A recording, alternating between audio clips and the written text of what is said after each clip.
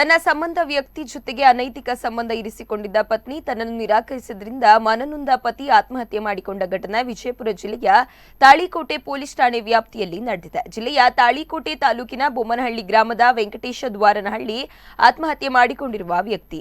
ಇನ್ನು ವೆಂಕಟೇಶ ಆತ್ಮಹತ್ಯೆಗೆ ಮುನ್ನ ಫೇಸ್ಬುಕ್ನಲ್ಲಿ ಆತ್ಮಹತ್ಯೆ ಮಾಡಿಕೊಳ್ಳುವುದಾಗಿ ಸಂದೇಶ ಹಾಕಿ ಜಮೀನಿನಲ್ಲಿದ್ದ ಮರಕ್ಕೆ ನೇಣಿಗೆ ಶರಣಾಗಿದ್ದಾನೆ.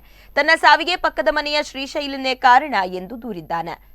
ವಿಷಯ ತಿಳಿದ ಸ್ನೇಹಿತರು, ಕುಟುಂಬದ ಸದಸ್ಯರು ಕೂಡಲೇ ಸ್ಥಳಕ್ಕೆ ಧಾವಿಸಿದರಾದರೂ ರಕ್ಷಿಸಲು ಮುಂದಾಗಿದ್ದಾರೆ. ಆದರೆ ಆಸ್ಪತ್ರೆಯಲ್ಲಿ ಸಾಗಿಸುವ ಮುನ್ನವೇ ಮಾರ್ಗ ಮಧ್ಯೆ ಆತ ಉಸಿರು ಚೆಲ್ಲಿದ್ದಾನೆ. ವೆಂಕಟೇಶ 2 ವರ್ಷಗಳ ಹಿಂದೆ ಪ್ರೀತಿಸಿದ್ದ ಯುವತಿಯ ಜೊತೆ ಮದುವೆಯಾಗಿದ್ದ. ಆದರೆ ಈಚೆಗೆ ವೆಂಕಟೇಶನ ಪತ್ನಿ ಪಕ್ಕದ ಮನೆಯ ಶ್ರೀಶೈಲ ಎಂಬಾತನ ಜೊತೆ ಮನೆ ಬಿಟ್ಟು ಪರಾರಿಯಾಗಿದ್ದಳು. ವೆಂಕಟೇಶ ದೂರು ನೀಡಿದ ಬಳಿಕ ತಾಳಿಕೋಟೆ ಪೊಲೀಸರು ಕರೆತಂದರೂ ವೆಂಕಟೇಶ ತನಗೆ ಬೇಡ, ತಾನು ಶ್ರೀಶೈಲನ ಜೊತೆಯೇ ಇರುವುದಾಗಿ ಹಠ ಹಿಡಿದಿದ್ದಳು ಆಕೆ. ಪರಿಣಾಮ ಪೊಲೀಸರು ಆಕೆಯನ್ನ ಮಹಿಳಾ ಸಾಂತ್ವನ ಕೇಂದ್ರಕ್ಕೆ ಕಳುಹಿಸಿದ್ರು.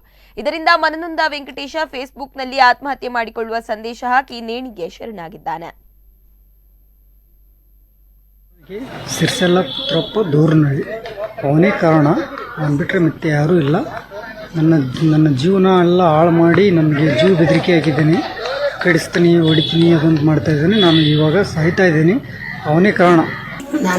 ನನ್ನ ಮಗನಿಗೆ ಸಾವಿಗೆ ಕಾರಣ ಸಿರಸಲ ಶಿವಪುತ್ರಪ್ಪ ಅಶ್ವಿನಿ ಸಾಹೇಬ್ರ ಬಗಲಾನೆ ಹೇಳ್ತೀನಿ ಹೊಡೆದುಕೊಂಡು ಹೋಗ್ಯಾನ್ರಿ ಸಾಹೇಬ್ರ. ಹಿಂಗಾದ್ರೆ ನನ್ನ ಮಗ ಜೀವನಕ್ಕೆ ಕಾರಣ ಅವರೇ ರೀ ಸರ. ನ್ಯಾಯ ಹಂಗೆ ಮಾಡ್ರಿ ಸಾಹೇಬ್ರ, ನನಗೆ ನ್ಯಾಯ ಕೊಡಿಸ್ರಿ ಸಾಹೇಬ್ರ. ನಿಮಗೆ ಕೈ ಮುಗಿದು ಬೇಡ್ಕೋತೇನ್ರಿ. ಅನೈತಿಕ ಸಂಬಂಧ, ಅದು ಅನೈತಿಕ ಸಂಬಂಧದಿಂದ ಇಂದು ಅದಕ್ಕೋಸ್ಕರ ಮತ್ತೆ ನೆನ್ನೆ ಸಾಯಂಕಾಲ ಸುಸೈಡ್ ಮಾಡ್ಕೊಂಡಲ್ಲ, ಅವನಿಗೆ ಕೊಲೆ ಬೆದರಿಕೆ. ಯಾರೋ ಸಿರ್ಸಲ್ ಶಿವಪುತ್ರ ದೊಡ್ಡಳ್ಳಿ ಅವ್ನ್ ಕೊಲೆ ಬೆದರಿಕೆ ಹಾಕಿದ. ನೀನ್ ಹಂಗ ಕೆಟ್ಟ ಭಾಷೆ ಏನೋ ಮಾತಾಡ್ದ, ನೀನ್ ಬಂದಳೆ ನಿನ್ಗೆ ನೀನು ಇದು ಮಾಡಕ್ ಬಿಡಲ್ಲ, ಜೀವನ ಮಾಡಕ್ ಬಿಡಲ್ಲ, ಹಂಗಾಯ್ತು ಹಿಂಗಾಯ್ತು ಏನೋ ಹೇಳ್ದ. ಅದಕ್ಕೋಸ್ಕರ ಅವನು ಹೆಂಡತಿ ಮಕ್ಳ ಸಂಸಾರ, ನಮ್ಮ ಮಂದಿ ಮಕ್ಳ ಸಂಸಾರ, ನಮ್ ಜನಕ್ಕೆ ಇದಾತ ಅಂತೇಳಿ ಅವನು ಯಾರ ಮುಂದೆ ಹೇಳ್ಕದಾನೆ. ನೆನ್ನೆ ರಾತ್ರಿ ಸುಸೈಡ್ ಮಾಡ್ಕೊಂಡಿದ್ದ. ಅವ್ರು ಎಲ್ಲ ಸರ್, ಅದೆಲ್ಲ ಪೊಲೀಸ್ ಇನ್ಫಾರ್ಮ್ ಮಾಡಿವೆಲ್ಲ, ತಾಳಿಕೋಟೆ ಬಿಜಾಪುರ ಡಿಸ್ಟ್ರಿಕ್ಟ್ ಎಲ್ಲ ಇನ್ಫಾರ್ಮ್ ಮಾಡಿದ್ವಿ.